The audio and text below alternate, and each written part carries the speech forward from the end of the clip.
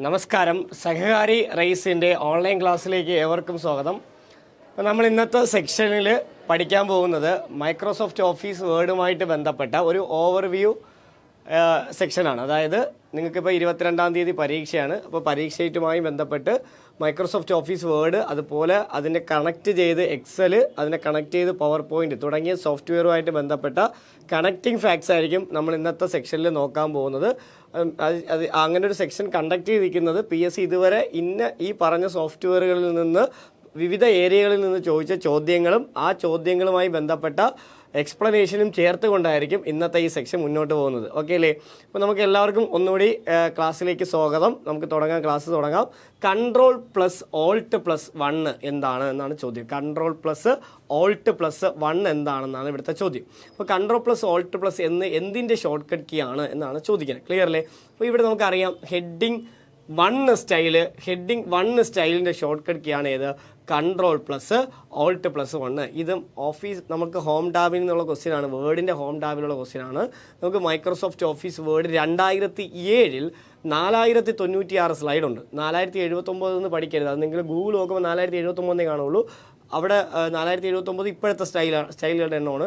ഞാൻ പറഞ്ഞത് 2007 വെർഷനിലുള്ളതാണ്. 2007 4096 സ്റ്റൈൽസ് ഉണ്ട്, ടോട്ടൽ സ്റ്റൈൽസ്. അതിൽ 9 ഹെഡിങ് സ്റ്റൈലുണ്ട്. ആ 9 ഹെഡിങ് സ്റ്റൈൽസിൽ 3 ഹെഡിങ് സ്റ്റൈൽസിൽ എന്തുണ്ട്? ഷോർട്ട് കട്ട് കീ ഉണ്ട്. ഒന്നാമത്തത് Alt+Ctrl+1 ആണ്, അല്ലെങ്കിൽ Ctrl+Alt+1 ആണ്. അടുത്ത രണ്ടാമത്തത് Ctrl+Alt+2. മൂന്നാമത്തെ ഹെഡിങ് സ്റ്റൈൽ Ctrl+Alt+3 ആണ്. Ctrl+Alt+1, Ctrl+Alt+2, Ctrl+Alt+3 ആണ്. അപ്പോൾ അവിടെ ചോദ്യം അതായിരുന്നു, Ctrl+Alt+1 എന്തിനാണ് യൂസ് ചെയ്യുന്നത്? ചേഞ്ച് ടെക്സ്റ്റ് ടു ഹെഡിങ് 1 സ്റ്റൈലാണ്. മറക്കല്ല, ചേഞ്ച് ടെക്സ്റ്റ് ടു എന്താണ്? ഹെഡിങ് 1 സ്റ്റൈലിൻ്റെ ഷോർട്ട് കട്ട് കീ ആണ് Ctrl+Alt+1 എന്ന് പറയുന്നത്. നിങ്ങൾക്ക് ഓക്കെ അല്ലേ? അത് ഞാൻ പറഞ്ഞത് കിട്ടൂലേ? ക്ലിയർ അല്ലേ? അടുത്ത ക്വസ്റ്റ്യൻ നോക്കാം നമുക്ക്. Okay, what is the shortcut key for find and replace dialogue box in MS word?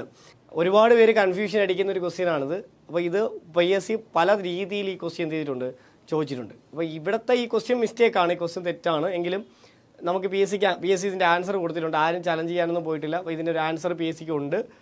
അപ്പോൾ ഇതെന്താണ് ഉദ്ദേശിക്കുന്നതെന്ന് ഞാൻ പറഞ്ഞുതരാം. PSC ഇത് പല രീതിയിൽ ഈ ക്വസ്റ്റ്യൻ ചെയ്തിട്ടുണ്ട്, ചോദിച്ചിട്ടുണ്ട്. ക്വസ്റ്റ്യൻ ഇതാണ്, what is a shortcut key for find and replace dialogue box in MS word. ഇതിൻ്റെ കുറച്ചുകൂടി നല്ല രീതിയിലൊരു ക്വസ്റ്റ്യൻ ചോദിച്ചാൽ ഇങ്ങനെ പറയാം, ഫൈൻഡ് റീപ്ലേസ് ഓപ്ഷനുള്ള, അല്ലെങ്കിൽ ഫൈൻഡ് റീപ്ലേസ് എന്ന് പറയുന്ന സംവിധാനം ചെയ്യാൻ ഉപയോഗിക്കുന്ന ഷോർട്ട് കട്ട് കീ ഏത് എന്നൊരു ചോദ്യം വന്നാൽ, ഫൈൻഡ് റീപ്ലേസും ചെയ്യാൻ കഴിയുന്ന സംവിധാനം, അല്ലെങ്കിൽ ഫൈൻഡ് റീപ്ലേസും എന്ന് പറയുന്ന 2 ഫംഗ്ഷനും ഒരുമിച്ച് ചെയ്യാൻ കഴിയുന്നത് താഴെ തന്നിരിക്കുന്നവയിൽ ഏത് ഷോർട്ട് കട്ട് കീ എന്ന് ചോദിച്ചാൽ നമുക്കിതിൻ്റെ ആൻസർ എടുക്കാൻ കഴിയുന്നത് Ctrl+H ആണ്. കാരണം Ctrl+H എടുക്കുമ്പോൾ റീപ്ലേസ് എന്ന് പറയുന്ന ഒരു ഫംഗ്ഷനാണ് വരിക. അതായത് നിങ്ങൾ Ctrl+F അടിച്ചാലും Ctrl+H അടിച്ചാലും വരുന്ന ഡയലോഗ് ബോക്സിൻ്റെ പേര് find and replace dialogue box എന്നാണ്. Ctrl+F അടിച്ചാലും Ctrl+H അടിച്ചാലും വരുന്ന ഡയലോഗ് ബോക്സിൻ്റെ പേരെന്താണ്? Find and replace dialogue box ആണ്. അപ്പോൾ അങ്ങനെ ചോദിച്ചു കഴിഞ്ഞാൽ what is the shortcut key for find and replace dialogue box എന്ന് ചോദിച്ചാൽ ഇതിൻ്റെ ആൻസർ തെറ്റാണ്. എങ്കിൽ ഫൈൻഡും Ctrl+Fഉം കൊടുക്കാം, Ctrl+Hഉം കൊടുക്കാം. എന്നാൽ നിങ്ങളുടെ ഇങ്ങനെ ചോദിക്കാൻ ഫൈൻഡും റീപ്ലേസും ചെയ്യാൻ കഴിയുന്ന ഷോർട്ട് കട്ട് കീ ഏത് എന്ന് ചോദിച്ചാൽ അതിൻ്റെ ആൻസർ Ctrl+H ആണ്. കാരണം Ctrl+H കൊടുക്കുമ്പം find and replace dialogue box വരികയും ആ ഡയലോഗ് ബോക്സിൽ റീപ്ലേസ് എന്ന ടാബ് ആക്റ്റീവ് ആകുകയും ചെയ്യും. റീപ്ലേസ് ടാബിൽ നമുക്ക് എന്തും ചെയ്യാം, ഫൈൻഡും ചെയ്യാം, റീപ്ലേസും ചെയ്യാം. ഫൈൻഡ് ടാബിൽ എന്ത് മാത്രമേ പറ്റൂ? ഫൈൻഡ് മാത്രമേ പറ്റൂ. റീപ്ലേസ് ടാബിൽ ഫൈൻഡും ചെയ്യാം, റീപ്ലേസും ചെയ്യാം. കാരണം റീപ്ലേസ് ചെയ്യണമെങ്കിൽ ആദ്യം എന്ത് ചെയ്യണം? ഫൈൻഡ് ചെയ്യണം. സോ റീപ്ലേസ് ടാബിൽ നമുക്ക് എന്തൊക്കെ ചെയ്യാം? ഫൈൻഡും ചെയ്യാം, റീപ്ലേസും ചെയ്യാം. അതാണ് ഇവിടെ വരേണ്ടിയിരുന്ന യഥാർത്ഥ ക്വസ്റ്റ്യൻ. അപ്പോൾ ഈ ക്വസ്റ്റ്യൻ്റെ ആൻസർ PSC എന്ത് തന്നെയാണ് കൊടുത്തത്? Ctrl+H ആണ് കൊടുത്തത്. ക്ലിയർ അല്ലേ? അപ്പോൾ ഇങ്ങനൊരു ക്വസ്റ്റ്യൻ വീണ്ടും ആവർത്തിച്ച് വന്നാൽ നിങ്ങൾ ഏതെടുത്താൽ മതി? Ctrl+H എടുത്താൽ മതി. PSC ഉദ്ദേശിക്കുന്നത് അതാണ്, ഫൈൻഡും റീപ്ലേസും ചെയ്യാൻ കഴിയുന്നത് ഏത് സംവിധാനത്തിലെന്ന് ചോദിച്ചാൽ അത് റീപ്ലേസിലാണ്. ഏതിലാണ്? റീപ്ലേസിലാണ് എന്നുള്ളത് പഠിച്ചിരിക്കുക, മറന്നു പോരുത്. ഓക്കെ അല്ലേ? ശരി, അടുത്ത ക്വസ്റ്റ്യൻ നോക്കാം. നമുക്ക് ശ്രദ്ധിച്ചിരിക്കുക. To make the document look more professional as MS Word 2007 has new features called dash എന്നാണ്. ക്ലിയർ അല്ലേ?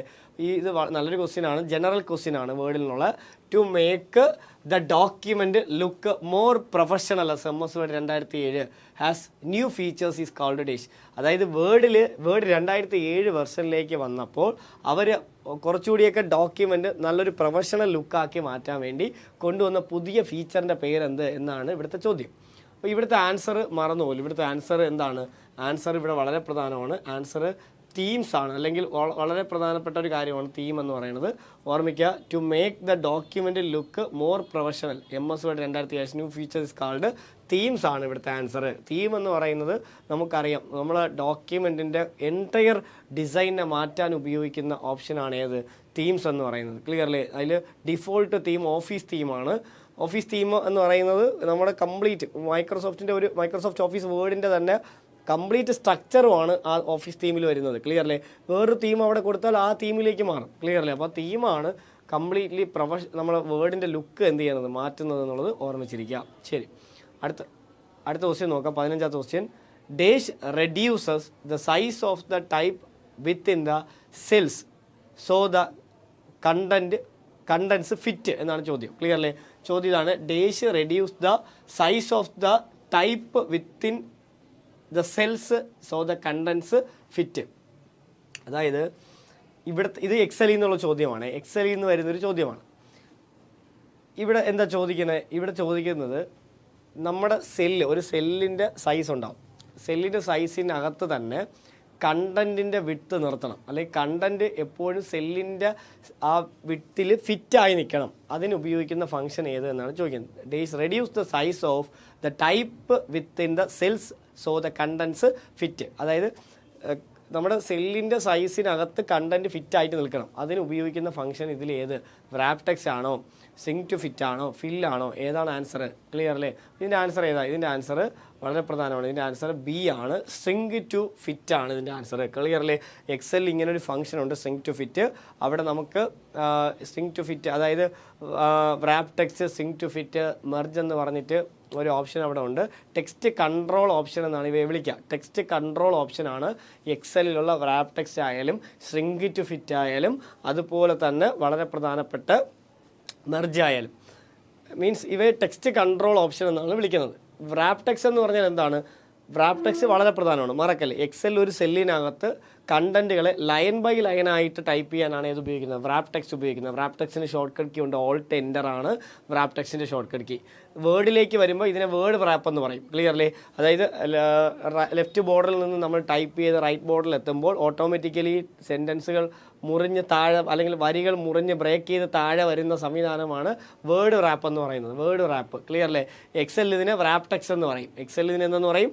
റാപ്പ് ടെക്സ്റ്റ് എന്ന് പറയും. അതായത് ഒരു സെല്ലിൻ്റെ ലെഫ്റ്റ് ബോർഡറിൽ നിന്ന് നമ്മൾ ടൈപ്പ് ചെയ്ത് റൈറ്റ് ബോർഡിൽ എത്തുമ്പോൾ ടെക്സ്റ്റ് അടുത്ത വരി ആവണമെങ്കിൽ, സെല്ലിൽ അടുത്ത വരിയായിട്ട് ക്രിയേറ്റ് ആവണമെങ്കിൽ നമ്മൾ അവിടെ ഉപയോഗിക്കുന്ന സംവിധാനമാണ് ഏത്?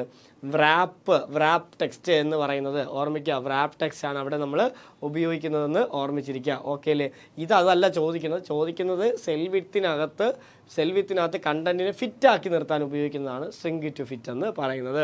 ഇപ്പോൾ ഇവിടുത്തെ ആൻസർ സിങ്ക് ടു ഫിറ്റ് ആണ്. ഓർമ്മിക്കുക. ക്ലിയർ അല്ലേ? ശരി, അടുത്ത ക്വസ്റ്റ്യൻ ശ്രദ്ധിക്കുക. Which option you adopt for vertically align the content of the table cells? ഇത് പ്രീവിയസ് ക്വസ്റ്റ്യൻ ആണ്. Which option you adopt for vertically align the contents of the table cell എന്നാണ് ചോദ്യം. ടേബിളിൻ്റെ സെല്ലിൽ കണ്ടന്റുകളെ വെർട്ടിക്കലി അലൈൻ ചെയ്യാൻ താഴെ തന്നിരിക്കുന്നവയിൽ ഏത് ഓപ്ഷനാണ് ഉപയോഗിക്കുന്നത് എന്നല്ലേ ചോദ്യം. ക്ലിയർലി? അപ്പോൾ ഇവിടെ ഓപ്ഷൻ ഏതൊക്കെ? Text direction, drop cap, change case, auto fit. നമുക്ക് സിമ്പിളായിട്ട് എടുത്തുകൂടെ ഇതിൻ്റെ ആൻസർ എന്താണ്? ടെക്സ്റ്റ് ഡയറക്ഷൻ ആണ്. ടെക്സ്റ്റ് ഡയറക്ഷൻ നമുക്കറിയാം, വേർഡിലെ ടേബിളിൽ ടെക്സ്റ്റ് ഡയറക്ഷൻ കൊടുക്കാൻ പറ്റും. വേർഡിൽ ടേബിൾ ഇൻസർട്ട് ചെയ്യുമ്പോഴത്തേക്കും ലേ ഔട്ട് എന്ന് പറയുന്ന ടാബ് വരും. ക്ലിയർലി? വേർഡിൽ ടേബിൾ ഇൻസർട്ട് ചെയ്യുമ്പോൾ ഓർമ്മിക്കുക, വേർഡിൽ ടേബിൾ ഇൻസർട്ട് ചെയ്ത് കഴിഞ്ഞാൽ അവിടെ നിങ്ങൾ മറക്കരുത്, വേർഡിൽ ടേബിൾ ഇൻസർട്ട് ചെയ്ത് കഴിഞ്ഞാൽ രണ്ട് കോണ്ടക്സ്വൽ ടാബ് വരും. ക്ലിയർലി? ടേബിൾ ടൂൾസിന് 2 കോണ്ടക്സ്വൽ ടാബ് ഉണ്ട്, ഡിസൈനും ലേ ഔട്ടും. ആ ലേ ഔട്ട് ടാബിൽ അലൈൻമെൻറ്റ് എന്ന് പറയുന്ന ഒരു ഗ്രൂപ്പുണ്ട്. ആ അലൈൻമെൻറ്റ് ഗ്രൂപ്പിൽ 3 ഓപ്ഷൻ ഉണ്ട്. ഒന്ന് സെൽ അലൈൻമെൻറ്റ് ഉണ്ട്, രണ്ടാമത്തെ ടെക്സ്റ്റ് ഡയറക്ഷനാണ്, 3 സെൽ മാർജിനാണ്. അതിൽ ടെക്സ്റ്റ് ഡയറക്ഷൻ എന്ന് പറയുന്ന ഓപ്ഷനാണ് ഇവിടെ ചോദിച്ചിരിക്കുന്നത്. ആ ടെക്സ്റ്റ് ഡയറക്ഷൻ എന്തിനാണ് ഉപയോഗിക്കുന്നത്? ടേബിളിൽ നമ്മൾ അടിക്കുന്ന കണ്ടന്റുകളെ വെർട്ടിക്കലി അല്ലെങ്കിൽ പിന്നെ ഹൊറിസോണ്ടലി അലൈൻ ചെയ്യാനാണ് ഇത് ഉപയോഗിക്കുന്നത്. ഇപ്പോൾ വെർട്ടിക്കലി മാത്രമേ ഇവിടെ ചോദിച്ചിട്ടുള്ളൂ. വെർട്ടിക്കലി ചോദിച്ചാലും ഹൊറിസോണ്ടലി ചോദിച്ചാലും അലൈൻ ചെയ്യാൻ, ടേബിൾ സെല്ലിനകത്ത് കണ്ടന്റിനെ അലൈൻ ചെയ്യാൻ ഉപയോഗിക്കുന്ന സംവിധാനം ഏതാണ്? ടെക്സ്റ്റ് ഡയറക്ഷനാണ്. ഇപ്പോൾ ഇവിടുത്തെ ആൻസർ അതാണ്, ടെക്സ്റ്റ് ഡയറക്ഷനാണ് ഇവിടുത്തെ ആൻസർ എന്ന് പറയുന്നത്. ഓർമ്മിച്ചിരിക്കുക. നിങ്ങൾക്ക് ഓക്കെ അല്ലേ? ഈ ക്വസ്റ്റ്യൻ ഓക്കെ അല്ലേ എല്ലാവർക്കും? ഇവിടെ നോക്കിയേ, 17ാമത്തെ ക്വസ്റ്റ്യൻ ആണ്. Which of the following provides a set of tools to create different shapes like triangle, rectangle, simply face etcetera. Clearly smiley face etcetera. വായിച്ചത് മാറിപ്പോയതാണ്. ഇവിടെ which of the following provides a set of tools to create different shapes like triangle, rectangle, smiley face etcetera എന്നാണ് ചോദ്യം. Clearly അതായത് നമ്മുടെ വേർഡിൽ triangle, rectangle, ellipse, അതുപോലെ basic shapes, block arrow, flow chart, call outs, ഇതേപോലെ smiley faces തുടങ്ങിയവയൊക്കെ insert ചെയ്യാൻ, വരയ്ക്കാൻ, ഡ്രോ ചെയ്യാൻ ഉപയോഗിക്കുന്ന ഫങ്ഷൻ ഇതിലേത് എന്നാണ് ചോദ്യം. ക്ലിയർലി അപ്പോൾ അവിടെ ആൻസർ ഏതാണ്? ഇവിടെ ഓപ്ഷൻ ക്ലിപ്പ് ആർട്ട് ഉണ്ട്, ഓട്ടോ ഷേപ്സ് ഉണ്ട്, വേർഡ് ആർട്ട് ഉണ്ട്, ചാർട്ട് ഉണ്ട്. ക്ലിയർലി ഇവിടുത്തെ ആൻസർ സിമ്പിളായിട്ട് എടുക്കാം. ഇതൊക്കെ ഇൻസർട്ട് ചെയ്യാൻ നമുക്ക് ഏതാ ഉപയോഗിക്കുന്നത്? ഓട്ടോ ഷേപ്സ് അല്ലേ ഉപയോഗിക്കുന്നത്. അതായത് ഓട്ടോ ഷേപ്സ് എന്ന് പറഞ്ഞാൽ എന്താണ്? ഓട്ടോ ഷേപ്സ് എന്ന് പറഞ്ഞാൽ നേരത്തെ തന്നെ തയ്യാറാക്കി വച്ചിട്ടുള്ള റെഡിമെയ്ഡ് ഷേപ്പുകൾ, അതായത് റെക്റ്റാങ്കിൾ, അതുപോലെ ട്രയാങ്കിൾ, സ്മൈലീസ്, അല്ലെങ്കിൽ ഫ്ലോ ചാർട്ട്, കാൾ ഔട്ട്സ് തുടങ്ങിയ റെഡിമെയ്ഡ് ഷേപ്പുകൾ നമുക്ക് ഇൻസർട്ട് ചെയ്യാനാണ് നമ്മൾ എന്തുപയോഗിക്കുന്നത്? ഓട്ടോ ഷേപ്സ് എന്ന് പറയുന്ന ഒരു ഫംഗ്ഷൻ നമ്മൾ വേർഡിൽ ഉപയോഗിക്കുന്നത്. വേർഡിലായാലും ശരി, മറ്റ് സോഫ്റ്റ്വെയറുകളിലായാലും ശരി, ഓട്ടോ ഷേപ്പ് തന്നെയാണ്. വേർഡിൽ അത് ഇൻസേർട്ട് ടാബിലാണ്, ഇല്ലുസ്ട്രേഷൻ ഗ്രൂപ്പിലാണ് ഓട്ടോ ഷേപ്സ് എന്ന് പറയുന്ന ഫംഗ്ഷൻ ഉള്ളത്. അത് ഓട്ടോ ഷേപ്സ് നിന്ന് നമ്മളൊരു ഷേപ്പ് എടുത്ത് ഡ്രോ ചെയ്താൽ ഡ്രോയിങ് ടൂൾ വരും. ഡ്രോയിങ് ടൂളിന് ഒരു കോൺടെക്സ്റ്റൽ ടാബാണ് ഉള്ളതെന്ന് ഓർമ്മിക്കുക. ഡ്രോയിങ് ടൂളിന് മറന്നുപോലെ പിള്ളേരെ ഒരു കോൺടെക്സ്റ്റൽ ടാബാണ് ഉള്ളത്.